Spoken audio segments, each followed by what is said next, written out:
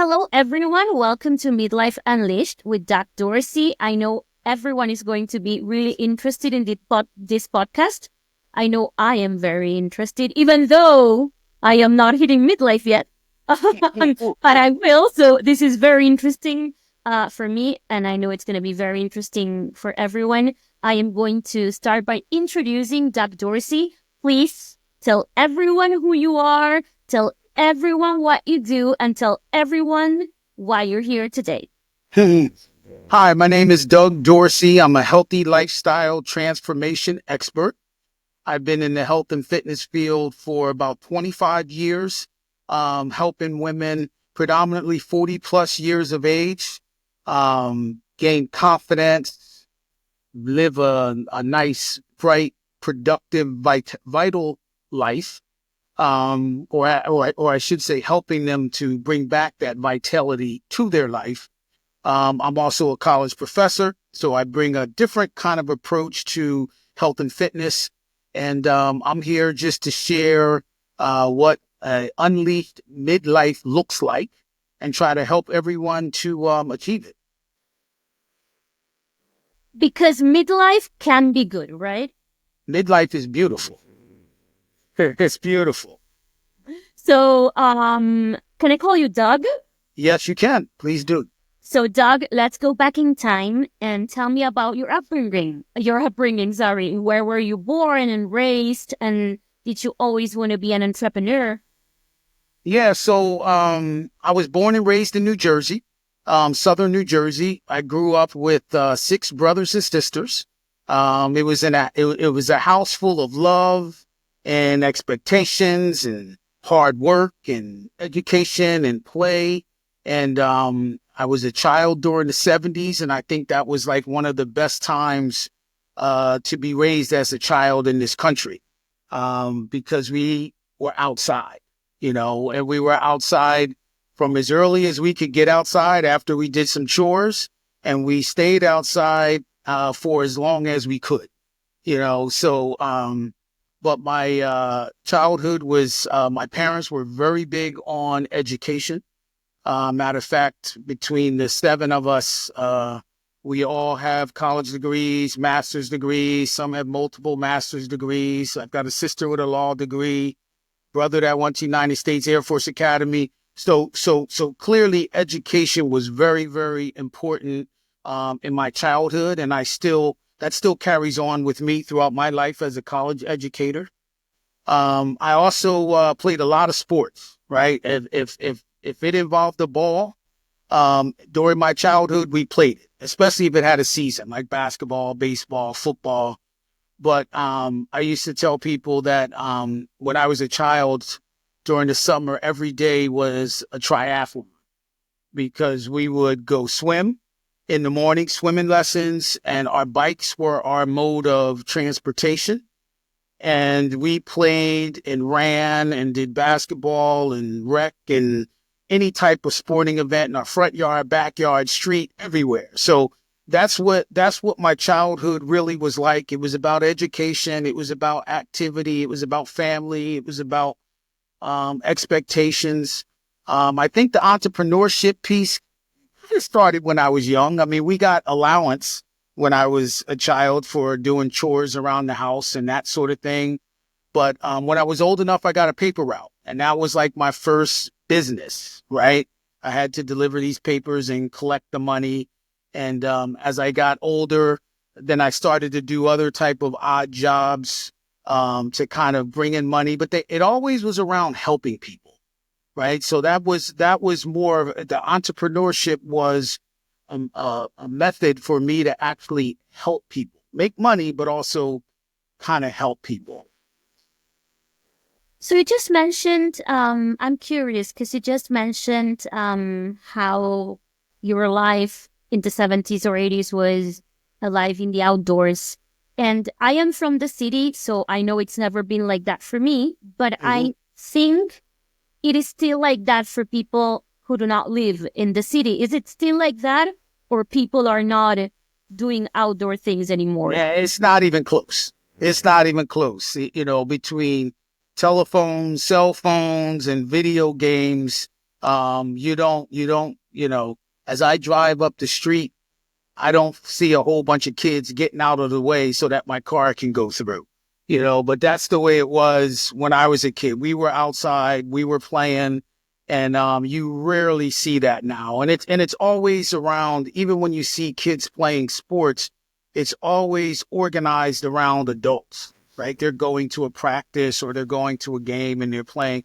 We made up the rules and played our own games without any adults being anywhere around, you know? So no, it's not the same. It's not the same. I really would wish this on today's youth, that they had the opportunity to experience that. But what they have today is not what we had. We had a unique time in history that was phenomenal. So, what was the turning point in your life where you realized that this work as health and wellness was your calling? Great question. I mean, it kind of came on flow through time. When I got to high school, I started to actually exercise and work out for football. And that was when I started to see how exercise could actually help change your body. It could also help change your mind. And I also found out it could help change your confidence. Right. And then I was fortunate enough to get a scholarship to play football at the University of Maine. And while I was there, again, exercise, nutrition, taking care of your body to get the most out of other things that you want in life was, again, another lesson that I learned. And so periodically through life, I kept getting that experience. I graduated from college. I worked in corporate. And when I worked in corporate, I took on that corporate softness, right? Working an amazing amount of hours, and then 20 being out on the social scene, I saw my body begin to change in a way that wasn't positive. But at the same time, I was caught up in the things that I was doing and really didn't have the tools just yet to kind of make the switch, and then after I left corporate, I went into entrepreneurship. I started an executive recruiting company. You're working 80 hours a week and really just trying to build a business. So you really aren't necessarily doing things that relate to health in the manner that I would have liked. But the turning point came. I was teaching part-time at a community college, and I was hired full-time as a professor. And that gave me the stability in my life to actually start to address some of my own health needs. And that brought me back to the gym, not necessarily for sports training, but for overall health and life changing. And so as I began to apply these training concepts and nutrition to my own self and my body changed, people kept coming up to me and asking me, what am I doing? How can I help them? And that sort of thing. And that kind of sparked the light bulb. And it was during a time when Michael Jordan and Oprah Winfrey had kind of brought personal training into the limelight because they had personal trainers, And so I saw trainers in the gym. I saw them trying to help people. And I kept thinking, boy, I would do things different. And I haven't seen that person's body change, but you're with them 2 hours a week working in the gym. I think I could do a better job. And because of that, I threw my hat in the ring and started personal training. And that just began to continue along that continuum of helping people. So, I've been told you are known as the fitness professor. I need to know how you got this name and also what this title means to you and how it has actually shaped your approach to helping others. Well, the fitness professor was a name that I actually came up with. It just popped in my head one day. I wasn't thinking about, hey, I need a title or anything like that. But it really is a combination of what I do or what my life stands for or how I've spent my time on this earth. And so the fitness piece came from being a personal trainer and a healthy lifestyle transformation expert and helping people to transform their lives through health, nutrition, lifestyle habits, sleep, stress management, all those things. And then the professor side comes from being a college professor. I've been a college professor of business and accounting and personal finance for the past 27 years. And so I look at training or coaching and education as the same side of the coin, right? They're both very similar because my goal is to educate, right? To motivate, right? And then help people to make sustainable, lifelong changes, right? And I help them do it through education or their mind. And I also help them do it through exercise and nutrition or their body. And so the both kind of go hand in hand. And I use both strategies from training and education. And I use strategies from education and training. And they both kind of weave together to help people to get the most out of whatever they're trying to do to live a better life. Okay, this is a question that I have nothing to do with, and it's not for me. I do not want to know because I am not there yet. Yep. Okay. But I will be there someday. Sure. What now? What is one common mistake people over 40 make when they are trying to lose weight or get fit? For those over 40. For those over 40. All right. So there's so many mistakes. But the most common mistake, and this just isn't for people over 40, but people over 40 and 50 also. But it's the most common mistake whenever anyone wants to lose weight is they don't start with their mind. They don't start with their mind. They start with some sort of diet or they start with some sort of exercise program. And that's short term. And they have to think long term, right? Because if you want to lose weight and you're in a situation where you need to lose weight, your current level of thinking got you to where you are, right? It's not going to get you where you want to go. So you're going to have to change something about the way you think because thinking drives your behavior, you know? So everybody wants to start in on something and they put the cart before the horse, right? And what they really need to do is they need to stop and think and ask themselves some questions before they get started. And some real simple questions they can ask themselves. And I do a lot of work with people on this mindset and helping them to kind of get clear on what it is that they want from their health, because then it becomes much easier once you know, right? Because you don't know what you don't know.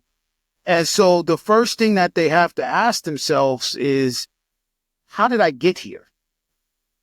Right? How did I get here? Right? Because you got to do a little bit of a self-assessment. Okay? You got to know what it is that you're doing that may not be conducive to what you want. And you got to do some self-analyzation or self-analysis of how did you get where you are, right? Problems don't just pop up. They build over time, you know? So how did you get there, right? And then the second thing you got to ask yourself is, what do you want from your health? Like, what do I want from my health, right? It's not just about losing 20 pounds or getting ready for the summer or going on a trip or whatever it may be. You want to play this weight loss or healthy lifestyle game for the long game. And so you got to know what it is that you want. Because if you know what you want, then it's easy to say what you don't want, right? And so you got to ask yourself, what do you want? And you got to think about that. And you got to really get clear, or maybe even write it down what you want. And then the last thing you got to do is you got to ask yourself, what are you willing to give up? And that's a question hardly anybody asks before they want to lose some weight. What are you willing to give up? Okay? Because there's going to have to be some sacrifice, right? That's just part of the game, you know? But if you ask yourself that up front, then when it comes time to make those sacrifices, you're ready. You're ready. You may not handle them the best each and every time, but at least you knew it was coming. And you're like, oh, I've been waiting for this. This is the strategy I'm going to try to handle that situation. But the biggest thing that I see is people just we don't start at the top. We don't start at the top. And when you're in midlife, right, that's even more of the time to start with where you are, right, mentally, right, and thinking about what you want for your health and what you want out of it. And then it really becomes much easier to lose weight when you start that way. But Doug, it is so hard to live a healthy life because every single day it feels as if rules were changed.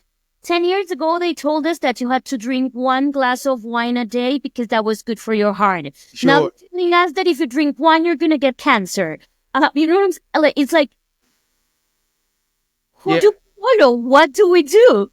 Sure. Well, the information is evolving. So sometimes, I mean, I remember, when my mom was young, they said cigarette smoking was good for you, right? And so there is information that is changing over time, and it kind of is our responsibility to stay up on because it's our health, right? We're the ones that are going to be impacted by it, So the information is going to change, but there are certain sound principles of being healthy, right? Quality nutrition is a sound principle of being healthy. Exercise is a sound principle of being healthy. Now, exercise has changed over the time too, right? Remember Jane Fonda? Well, you may not remember Jane Fonda with the little 3-pound weights and the 5 pounds and all that stuff. And now that's out the window, right? Midlife women and men need heavy weights. We need to lift heavy stuff, right? If we're going to maintain our structure and maintain our muscle, which is our fountain of youth. So even that's changed over time, but there are some sound principles in managing your stress and getting a good night's sleep and drinking water. All those things are very sound principles and part of being healthy, particularly during midlife. So now that I have you here, yeah, I'm going to ask you, what are some misconceptions about health and fitness during midlife that you're excited, because I can see you're very excited about it, to debunk on this show? Well, there are a bunch of misconceptions out there. I mean, I talk to people every day and they come in with this information that it's like, where did you get that from? So one of the first things I will talk about is not being able to change your body in midlife. Feeling that your metabolism is stuck and that you are where you are and you're sentenced to be there for the rest of your life. And that's just a misconception.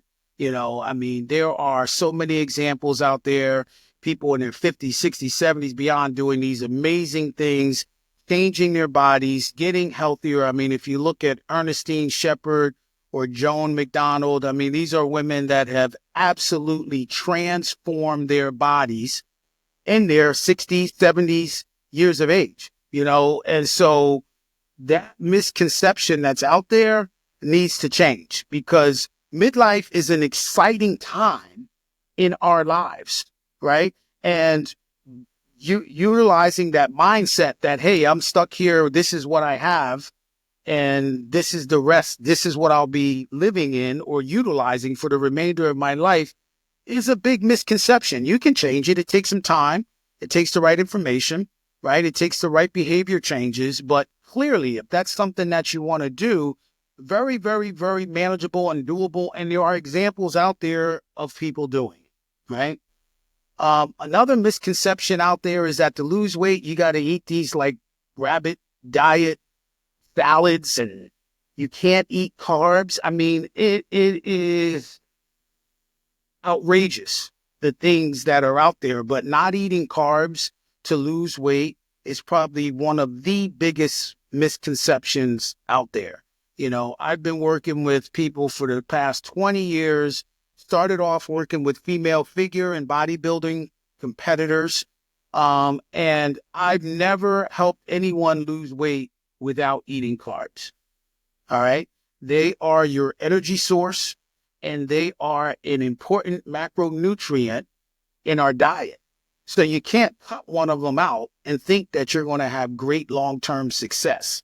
It's just naive, but it almost is you have to force people today to actually eat these carbs, you know? And I'd say another misconception, and this one really gets me like fired up, is that you can lose weight walking, that walking is good exercise for weight loss. Walking is like the worst exercise for weight loss. I mean, it does not boost your metabolism. It does not build any muscle. And it really doesn't even get your heart rate up. You know, so we already know that a low calorie diet and cardiovascular exercise does not lead to long-term weight loss. Well, how can walking lead to long-term weight loss? I mean, if you think that walking is going to help you lose weight, you're so uninformed. And the thing about it is so many people are doing it. And I somewhat blame the medical industry on this, telling everyone to get their 10,000 steps in, right? And it's a participation trophy for weight loss. And that's really what walking is, right? It's not going to be an effective form, and it's not an effective use of your time if you want to actually lose weight. You know, it's great for your head. It's great to clear things up. It's great to get out and walk and talk with people. And it's probably even better used after you've lost weight to kind of keep the weight off, because movement's important. I'm not saying that movement's not important. What I'm saying is that's the worst form of exercise for weight loss. Horrible, horrible, horrible, horrible. Oh my God, I'm not going to get excited about the 10,000 steps anymore. No, put your little Fitbit away. You can throw it in the trash because it really doesn't matter. Like I said, it's a participation trophy. People love to see those numbers and it makes them feel good. But the fact of the matter is you're still calling me asking about weight loss.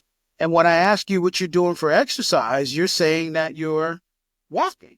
So obviously it's not working.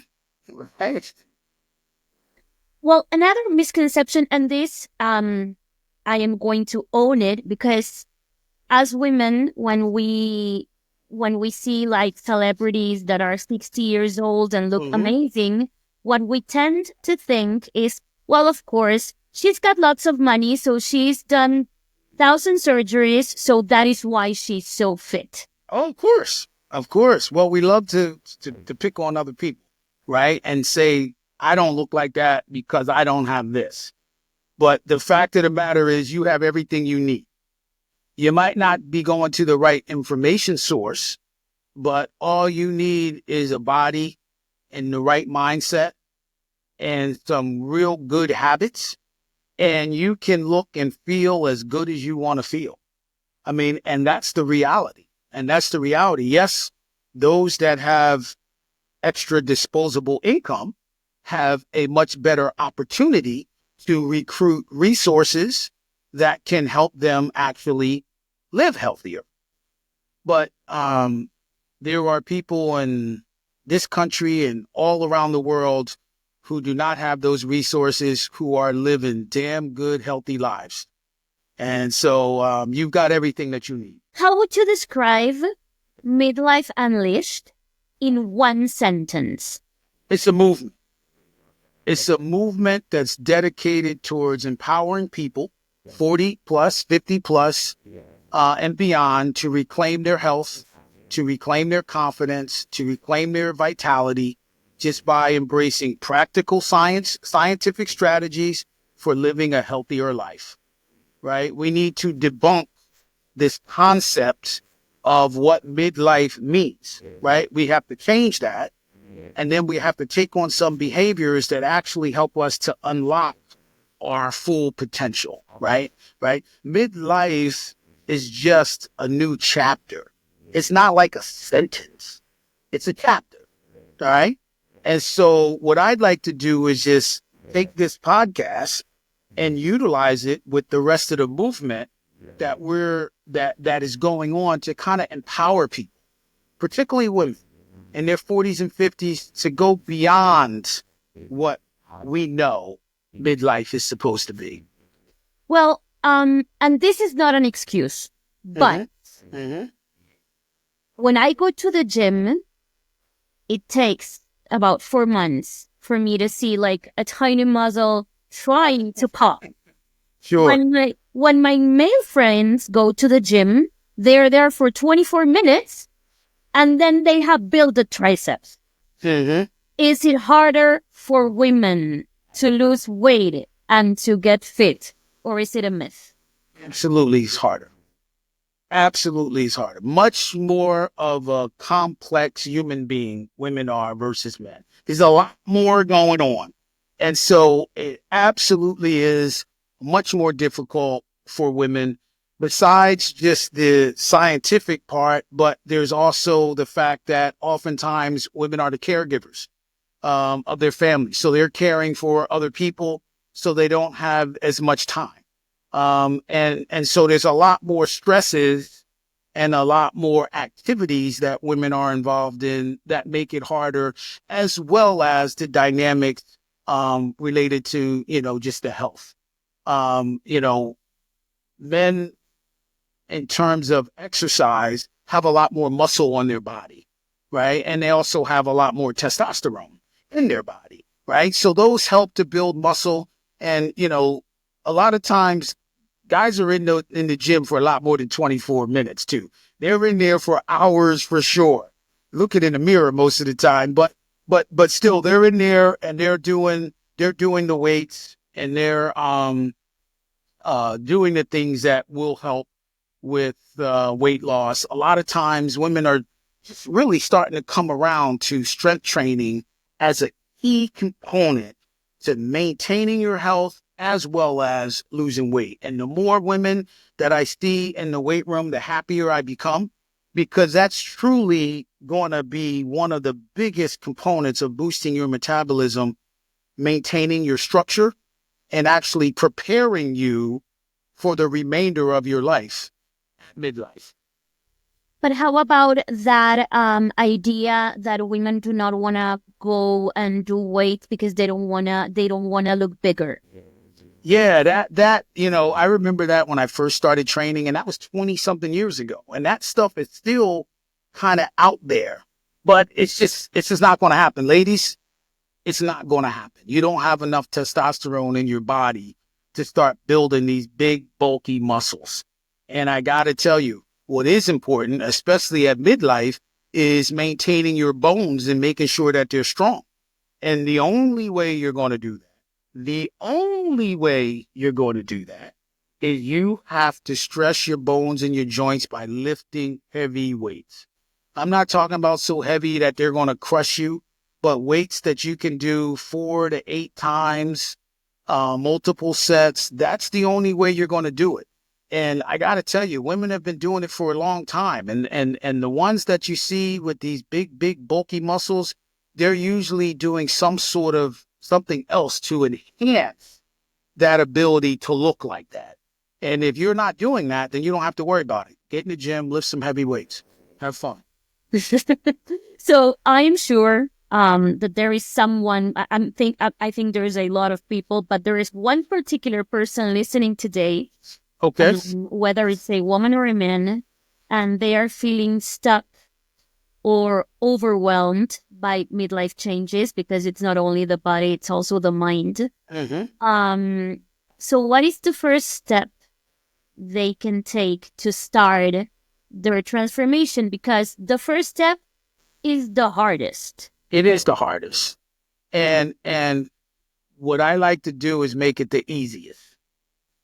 So the first step is start small. Start small. Okay? Because what you can do and what is easy for you to do, you'll do. And so you want to take a nice small step. Now, if you notice, I'm not telling you what they should do because it's different for everybody, right? If somebody's eating a very high carb breakfast, then maybe the first small step for them is to put more protein in their breakfast. If somebody is staying up late at night and not getting quality sleep, then maybe the first step for them is to turn the TV off 30 minutes earlier, right? I didn't say don't turn it on. I said just turn it off a little bit earlier, right? If someone is not doing any form of exercise, then maybe 10 minutes of exercise is what they need to do. So it's going to be different for everybody. And so don't buy into what so-and-so is doing or this person's doing. Look at your life. Remember those questions that I told you to ask yourself. The first question was, how did I get here? So you can identify something that you're doing and just start working on that in a very, very, very small scale. Because if you do it, then you'll build some confidence. And as that confidence goes, then you start to build up, right? Rome wasn't built in a day, and neither will your healthy lifestyle. You got to start small and just little, and then build from that. I mean, I just had an example in one of my health businesses just the other day. I was talking with a woman, and she's making some changes with the new year, and she hadn't been in the gym all of last year. And she was talking about how she was going to start doing working out an hour a day. And I was like, whoa, no, no, no, no, no, no, no. We're going to start with 20 minutes. And that's all. And we're just going to do it 2 days this week. We're going to work out for 20 minutes for 2 days. That's it. Can you do that? Yeah, I can do that. Good. Then go do that. And that's it. And then eventually we'll increase the time. And then we'll eventually add a day, but what you want to do is everyone's trying to shoot for perfection. And that doesn't work with weight loss. What works is consistency, right? And so if you can make and build good, consistent habits, and then what you want to do is build upon them, right? And so stop trying to be perfect. Don't try to start with some elaborate plan or scheme.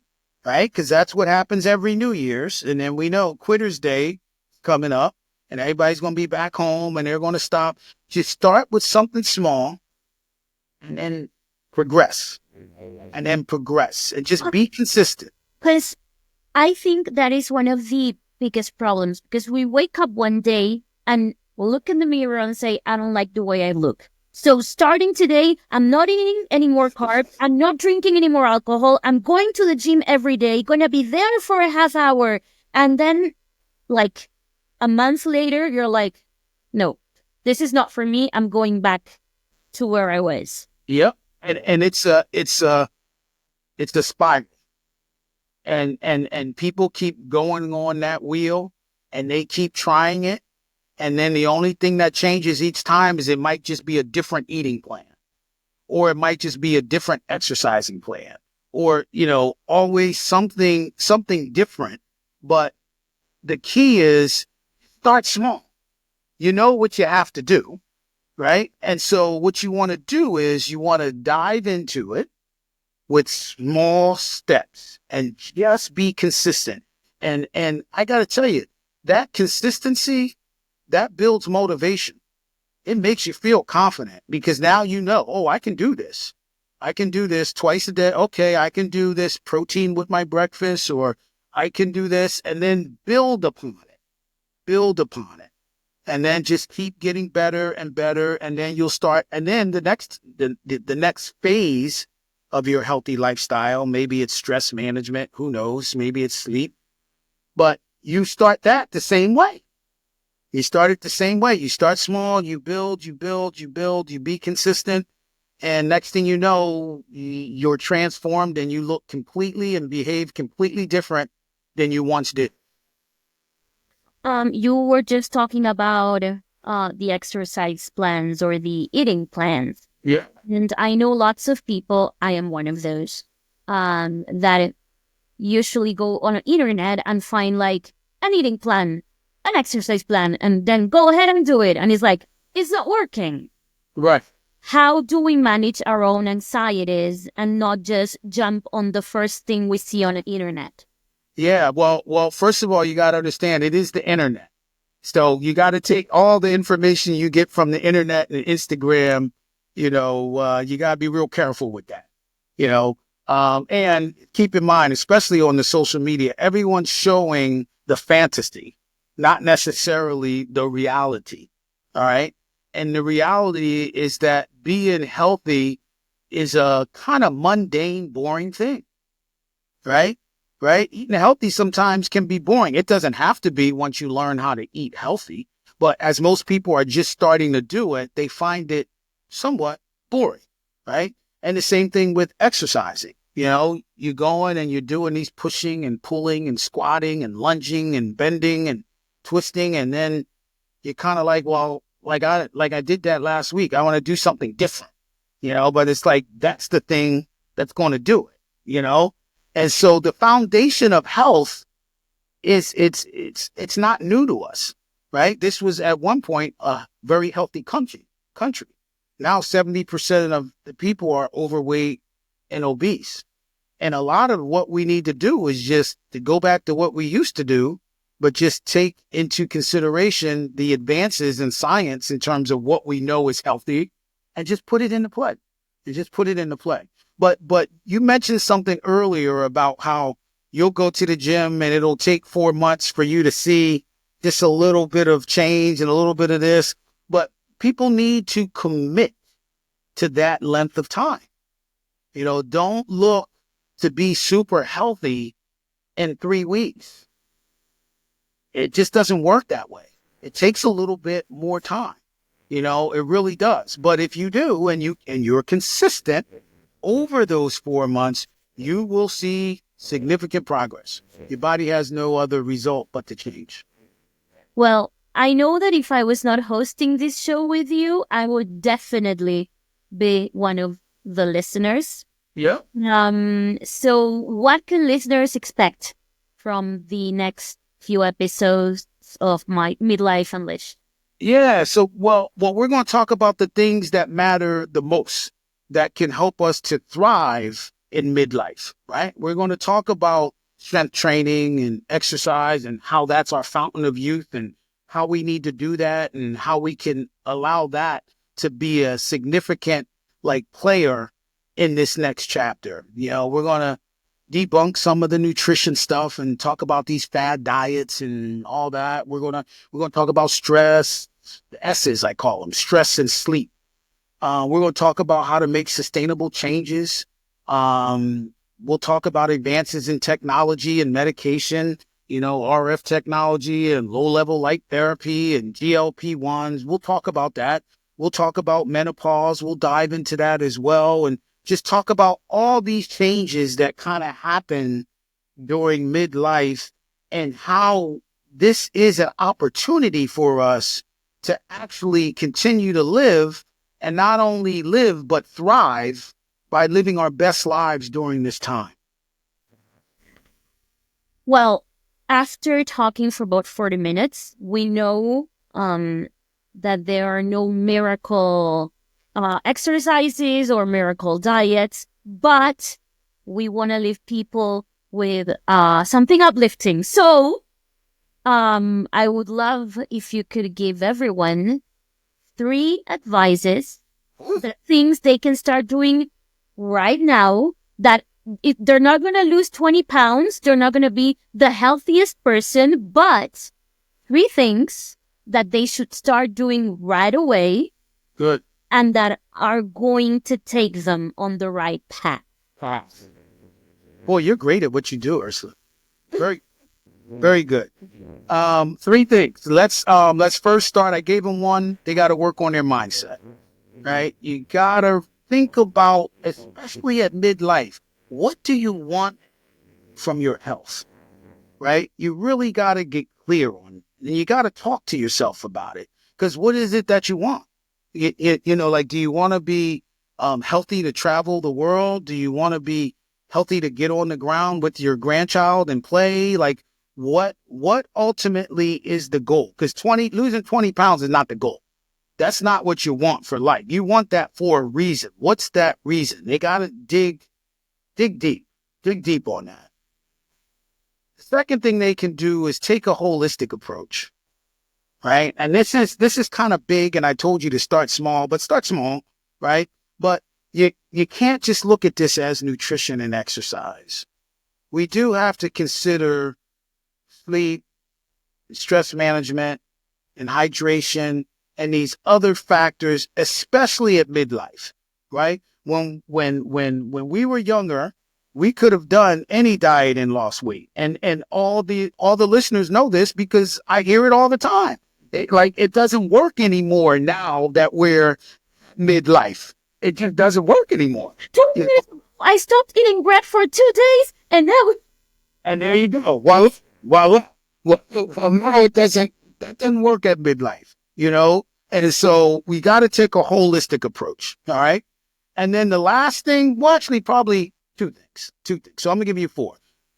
The third thing is pick up some weights. Pick up some weights. That's the fountain of youth. That's our fountain of youth. That's our metabolism booster. That's the one that allows us to play and have fun in terms of eating and drinking without putting on weight. And it will also help us to lose weight.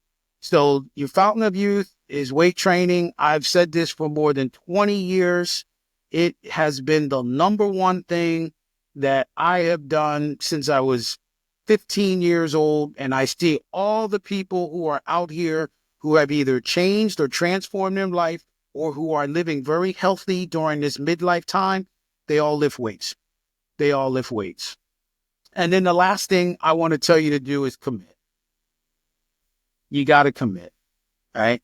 So many people are interested in being healthy. Well, being interested and committing are two different things, right? And there are some people out there who are just participating, right? Those are the walkers, right? They're participating, okay?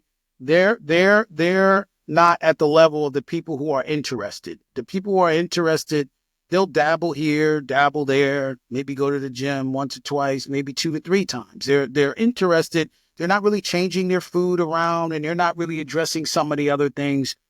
But those who are committed, they get the insights opened up to them about what it takes to actually be healthy during this midlife, and they have the most fun, you know? So the last thing I would say that they need to do is you got to commit. Because if you don't commit, you don't get the jewels.